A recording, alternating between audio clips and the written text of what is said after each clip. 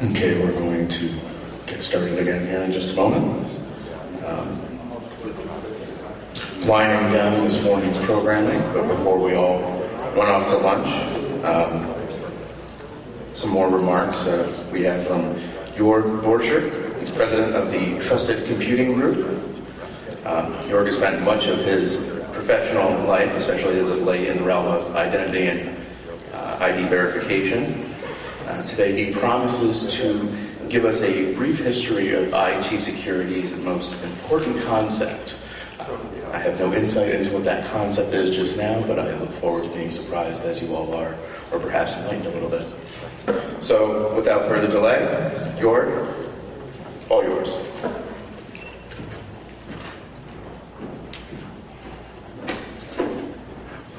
Thank you, Drew, for the introduction. Good morning, everybody. I wanted to touch base what the Trusted Computing Group has been on, what we are doing, and where we are heading. So, I would start, let's imagine, there is no trusted computing. There is no trusted computing group, and there are no trusted computing standards. What would happen? We would miss a lot. We would miss interesting international news stories. We would miss conspiracy theories about backdoors. And we would miss speculation about operating systems. In addition, we would miss air miles and interesting member board meetings around the globe. And we would miss this conference. So let's get now to, and we would miss, what we wouldn't miss the increasing number of security breaches. So with this one, I would like to come now to business and like to guide you to my short presentation, a round trip, basically the circle of trust from a standardization perspective. So it's a journey around the circle, and I would like to address three major points. Why TCG? What is it about TPM 2.0? And what's next after that for the organization? So it was already mentioned that the TCG and before TCPA, we are now as a TCG on a journey for 10 years, 2003 to 2013. And I like to look at the accomplishments so far, what we have achieved. On the standard side, as well as on the commercial side. And in the 90s, better computers were defined basically by faster computing, more storage, better graphics. Connectivity at that point has been very limited, and security was more or less an afterthought. And the good thing is this has changed in the last 10 years. Connectivity on one hand became pervasive, and almost every node is today connected and exposed to these threats. Today, computer security became a critical and central element for products, the usage, and the society. And here are some fundamentals. As a standards organization, our mission is obviously to create standards. Despite the fact that we are a technical standard group, we as an organization have been drawn into a privacy discussion. The discussion about privacy, respectively freedom versus security, is as old as First Nations have been formed. Another fundamental is there is no perfect security. What mankind invent, mankind can, after a certain time, re-engineer.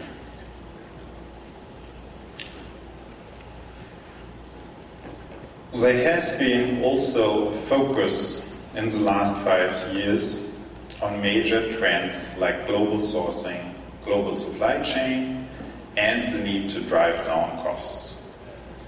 A lot of subsystems contain today firmware, software component, which have security-relevant functions.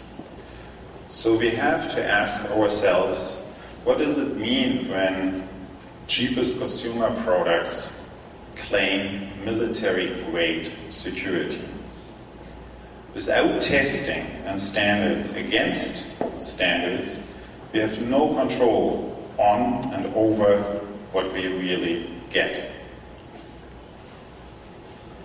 And it was mentioned yesterday by Deborah Plunkett as well.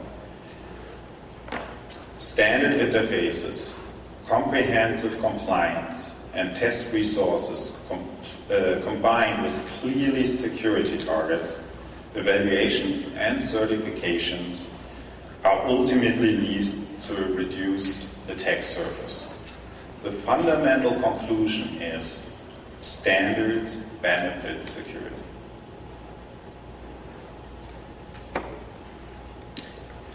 Now a fundamental question: why can you trust the trusted computing group? Trust is built over time and has 3 key elements: openness, transparency, and diversity of ideas. These 3 key elements are the foundation of the trusted computing group. We are an open industry standard organization where companies and liaisons who participate in the TCG interact. As you know, we have a global membership and board and member meetings happen around the world. We are a truly global organization who is reaching out. Secondly, we are transparent in our work. For example, our work groups, our technical committee are documenting the discussions, and for the member companies it's fully accessible. And we encourage diversity of ideas. The process of standards development is the manifestation of it. Sometimes we have too many ideas, and it takes time. So the time to market in an open standard organization like TCG is the trade-off to this fundamental values. It takes longer than we expected. The mission of the TCG reflects this underlying value system. We are a non-for-profit organization formed to develop, define, and promote open, vendor-neutral, global industry standard supported of the idea of hardware-based root of trust for interoperable, trusted computing platforms. We have made big accomplishments in the organization. The first major standard family 1.2 is out, is stable. It shows robustness and stability of the specification. We have a large number of participating members coming from around the world. We have seen implementation in commercial products, and we have the support from the open source community. The importance of the standard is fourfold. It's reducing cost, it's reducing time to market when the standard is done, multi-vendor interoperability, and then the international adoption in the International Standards Organization, which drives adoption and use of the TCG developed standards. Our membership is global, and it reflects the 3 elements of trust: openness, transparency, and diversity of ideas. And where do we see this TCG technology today? We have implementations on the endpoint, which has been very successful. The important part over the last years has been the migration of the technology from the endpoint into the network And this is also reflected with networking companies being on the board of the TCG. See, please, the examples behind me. I don't want to go into every detail with them. And the growth rate, according to analysts in the three application areas of PC, embedded and networking, has been, according to analysts, by 25% per year, which is significantly higher than the underlying growth of these elements, which are hardware-based. Some examples, and it shows the ubiquitous of our adoption, and some of them were mentioned by the speakers before. We have self-encrypting drives. Trusted Network Connect is available in platforms, and the TPM is available from multiple vendors, even with Chinese and other backdoors. I'm kidding. Then we have enterprise class printers, which are using TPM, gaming machine. So there's adoption along the line in a lot of endpoint devices. But also we have an important support from ISVs like Vape System, FinMagic, or from VMware. So TPM 1.2 has accomplished big things, but we are not done, neither with this speech, nor with the TCG. We celebrated, as I mentioned recently, 10 years. Let's look back to learn for the future. We understand that security is today fundamental and a major design element for computing systems. The major changes which are coming with 2.0 and with the specification, from a perspective, what has been the 30,000 feet perspective? Why do we need 2.0? It was originally that crypto has been the driver. Cryptology, stronger, faster, more flexible. But innovation in cryptography and advancement in cryptoanalysis haven't been by far the only triggers. Advancements in platforms with higher speed, less power, new interfaces, smaller footprint, and new attack vectors also and protocols have been important factors to think about the evolution of the standard. I like to encourage here everybody to really visit David Wooden's presentation tomorrow, as he will go into the details of the library specification. We already spoke about the lessons learned on the cryptography side. The other major trend has been the need for anything that's attached to the network faces very similar challenges, and these are smaller nodes who are not in the form factor of the PC. I talked earlier about the disadvantages about a fragmented approach to security versus the standard approach. We as an organization had to learn from it and also needed to incorporate the technical experts from the networking companies. We needed to tailor things down because we were sometimes a little bit too complex. So it was over the past 10 years we had to learn that TPMs are not only for PCs. They find their applications also in other broader application base.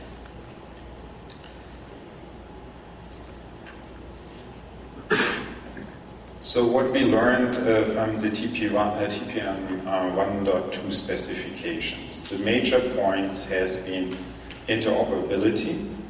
We gave too little guidance and sometimes too much ambiguity, which led to differences. The second topic has been the philosophy about the detail of the constraints. What we learned was that over-constraining is sometimes better than under-constraining. On the privacy side, we learned, I mentioned the debate earlier, it is an old debate, it's valid for TCG, but there's no agreement. And there's no one-size-fits-all. The specific use cases have to be taken into account to have a more meaningful discussion on that side. And people do not protect their assets, their own security, if you make it hard and if you make it expensive. In summary, the next specification needed to address 5 major goals. Specification, design with interoperability in mind from the beginning, cryptographic algorithm variability, TPM management and privacy. 4th, remove redundant, costly, and unused features. And then add new features for new devices and applications. These created the design principles for TPM 2.0. The thoughts, which you can see here on the screen, led from the goals to 4 major design principles. These principles reflect again the dimension of global interoperability and international recognition by applying cutting-edge technology to be on the forefront. But we had also to take the economic aspect into consideration. The total cost of ownership needs to be considered, as security is a business case. Security is basically an insurance case. If the insurance premium is too high, nobody will buy or adopt it. If the risk is growing and the cost reduction is happening, the overall adoption will increase.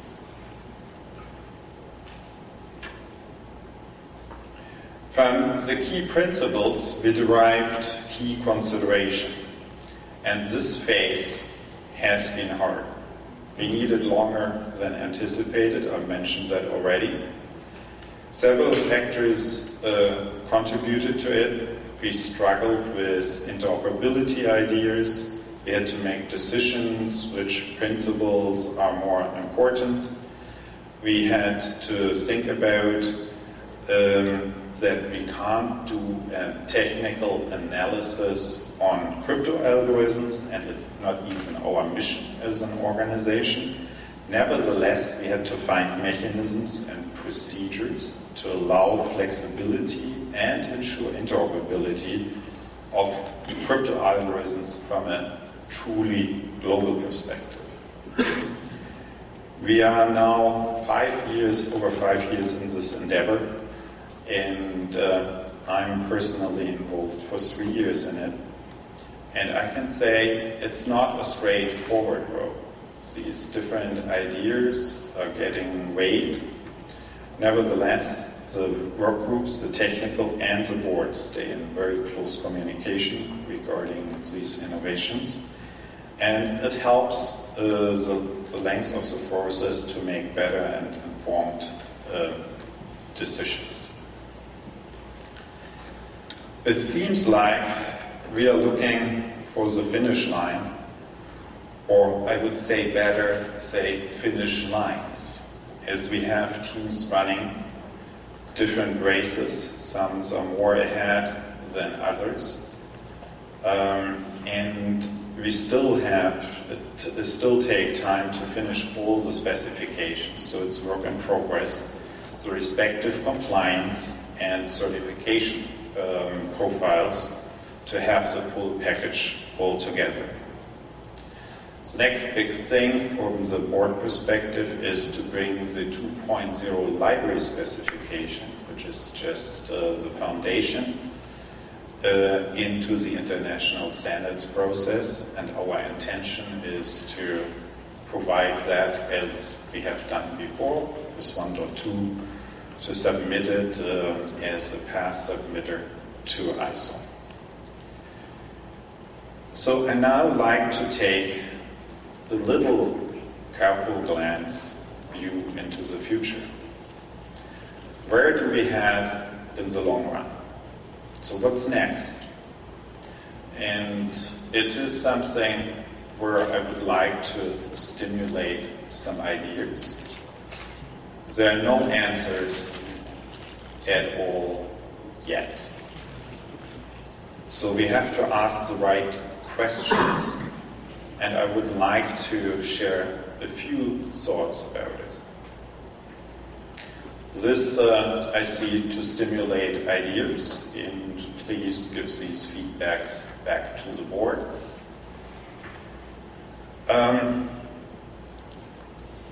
What we need from my perspective is a pervasive and resilient security. Means I like to make 6 statements, which some are nearer, some are further, and more vision statements. We pervasively deploy TCG technology. We integrate component and build trusted platforms. We bring trusted computing into more complex systems. And we connect and network all the endpoints and systems. We find a balance of security and privacy and can support that with technical solutions. And the most important one, I think, is we build resilient security. That means failure or incompleteness of components still renders the overall security robustness. This topic is very similar to what the automotive industry is doing, to look what automotive is doing. They have design principles which are called fail-safe mechanisms. And with this short view about what might be some ideas, I like to come to the end, but not without a call for action. Join the circle of trust. Join trusted computing. I think I made the advantages very clear, and they were nicely underlined from the keynote by Deborah. And with that one, I'd like to say thank you.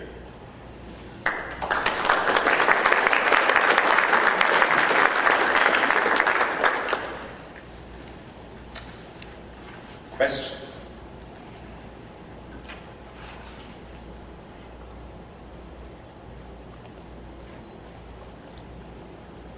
If not, then no. So the German article, Zeit. Yeah. One of the things one of the many fears that it raised, and I refer to that article as sort of weaponized keywords, because it was using NSA and Microsoft and all these things that sounded like a cabal. One of the fears it raised was a nationalized version of trusted computing, right? A version that was specific to the interests of the NSA or America. And yet, one of the great things is you are here, and you're from Infineon, and you're from Germany.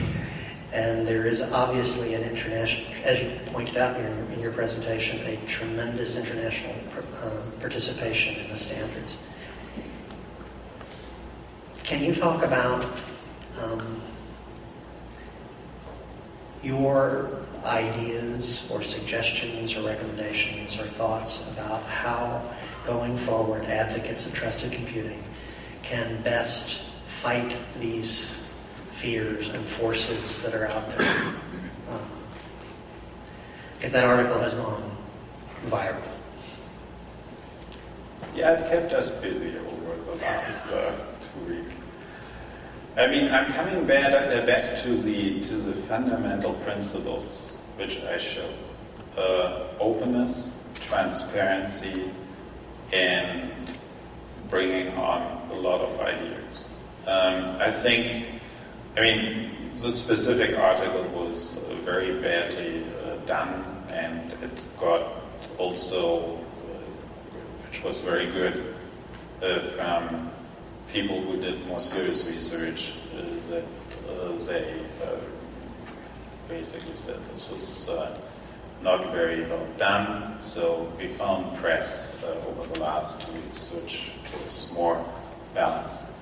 But to initiate this trust, and as an organization we have that even in our name, when you follow these 3 principles, I think we can do a lot, and the board is doing a lot, and the technical work groups are doing a lot, and the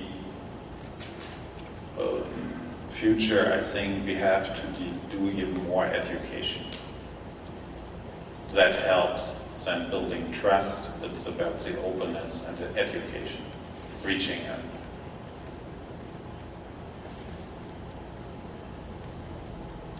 Other questions? If not, I think then the next one. Sasha, so you move leaders.